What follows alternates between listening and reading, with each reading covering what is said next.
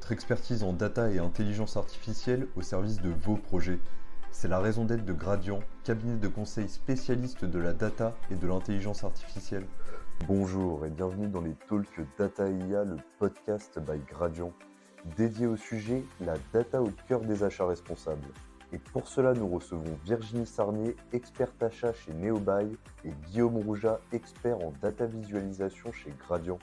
Donc bonjour Virginie et Guillaume. Ma première question, d'après toi Virginie, comment responsabiliser ses achats ?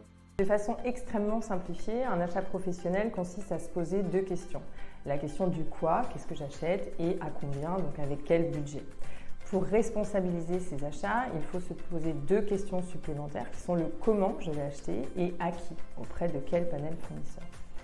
Sous le prisme du RSE, cela consiste à s'interroger sur les moyens à mettre en œuvre pour augmenter son impact positif sur l'environnement ou diminuer son impact négatif sur l'environnement et comment intégrer des critères RSE dans ses choix fournisseurs, sans évidemment rogner sur sa compétitivité ou sa profitabilité, bien au contraire. Et pour cela, on utilise la méthode dite du TCO. Et selon toi, en quoi l'approche du TCO permet d'impacter positivement nos achats ? Le TCO est un calcul des coûts qui se fait sur la totalité du cycle de vie du produit, de sa conception jusqu'à sa destruction et donc son recyclage. Cette approche, elle permet d'identifier les actions qui vont impacter durablement et positivement son environnement. Par exemple, en privilégiant un achat local par rapport à une appro lointaine ou en modifiant son cahier des charges techniques et en changeant la matière qui va rentrer dans le cycle de fabrication du produit. J'ai par exemple accompagné un client qui est un acteur majeur de la grande distribution qui s'est retrouvé face à une double problématique à la fois de pénurie de transport et d'inflation des coûts de matière. Donc avec ce client, on a travaillé sur deux plans d'action. Le premier qui a consisté à remplacer le plastique par du papier recyclé et le second qui a consisté à supprimer complètement une partie des emballages qui étaient utilisés. Les avantages de ces actions qu'on a menées avec ce client, c'est qu'on a permis de déjà réduire la production de plastique, deuxièmement de limiter les dépenses, puisqu'on a supprimé une partie des dépenses. Troisièmement, on a supprimé l'exposition au risque d'inflation et d'approvisionnement. Et enfin, on a répondu à des attentes fortes des consommateurs finaux sur ces aspects de RSE. Donc le choix du fournisseur est clé dans cette nouvelle démarche d'achat responsable ? Alors au-delà de la réglementation et du respect de la législation qui existe déjà, il est important de s'assurer de la performance de nos fournisseurs sur des critères extra-financiers.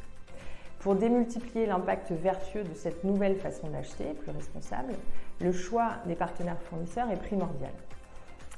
Pour manager son panel fournisseur, la data a une importance cruciale, mais quelques éléments doivent être pris en compte. Déjà, les données sont difficiles à trouver et à rassembler. Pourquoi ? Parce qu'elles sont multisources et parce qu'il existe quelques contraintes légales pour y accéder. Souvent, elles sont peu ou mal exploitées, c'est-à-dire qu'on n'a pas une lecture très claire des enseignements sur un format synthétique qui permettent des comparaisons qui soient intelligentes et dynamiques. D'après toi Guillaume, comment dès lors réaliser un benchmark de fournisseurs véritablement pertinent ? Comme nous l'avons vu, il est difficile de rassembler des données pertinentes sur les fournisseurs et les directions achats font face aujourd'hui à une vraie problématique pour atteindre leurs objectifs ESG tout en s'accompagnant de partenaires performants.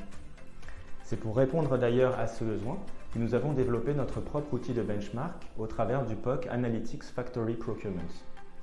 Les experts Gradiant et Neobuy ont ainsi conjugué leurs expertises de la collecte et de la visualisation de la donnée avec leur expérience des achats. Et donc concrètement, nous avons développé en Python des scripts nous permettant de collecter et de stocker des données. Alors des données de nature diverse, financières, ESG, de réputation. Et ces données, nous les avons croisées avec des informations récupérées à travers une étude des fournisseurs sous en forme de questionnaire. À partir de ces données, nous avons conçu un tableau de bord au format Power BI qui nous a permis de comparer une sélection de fournisseurs grâce à un visuel à la fois clair et synthétique. Cette comparaison associe des éléments quantitatifs hiérarchisables avec des données un peu plus fines qui sont obtenues à l'aide de techniques de NLP, par exemple le word cloud ou l'analyse de sentiments, qui permettent de donner une vision à 360 degrés de notre panel de fournisseurs. Et pour finir, quels vont être les avantages de cette innovation pour la direction des achats? Grâce à une approche ciblée en TCO et à un outil simple d'exploitation de la data, on pourra augmenter significativement la performance des achats.